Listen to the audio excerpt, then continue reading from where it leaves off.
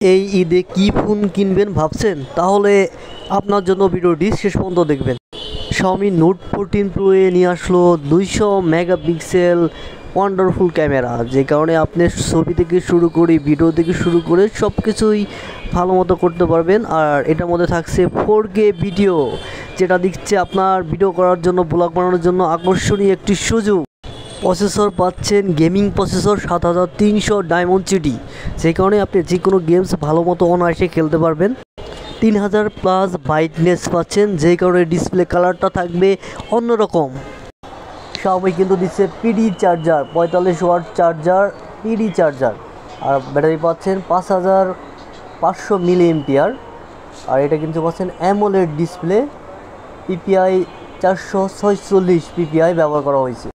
একটা ফোনের camera, battery, processor, overall সব কিছু ভালো চাইলে আমি মনে করি আপনি রেডমির যে ফোন কিনেন পুরো সিরিজগুলো কিনবেন। পুরো সিরিজে ক্যামেরা, ব্যাটারি, প্রসেসর, ডিসপ্লে একত্রে ভালো কিছু ব্যবহার করে।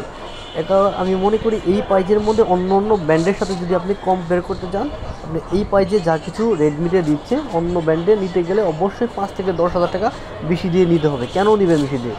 এই কারণে মনে করি আপনি 30,000 টাকার মধ্যে গেমিং, ক্যামেরা, প্রসেসর, ডিসপ্লে ভালো চাইলে এই ফোনটি আপনার জন্য 100% বেটার হবে। যারা এই ফোনটি রিভিউ দেখতে চান এবং এই ফোনটি কিনতে চান, তারা অবশ্যই ভিডিওটি লাইক কমেন্ট দিবেন। আরও কিছু রিভিউ, আরও কিছু ভিডিও নিয়ে আমি অবশ্যই আপনাদের মাঝে হাজির হব। সবাই ভালো থাকবেন, সুস্থ থাকবেন। যারা ফোন কিনতে চান অবশ্যই সাথে যোগাযোগ করবেন। Thank you so much.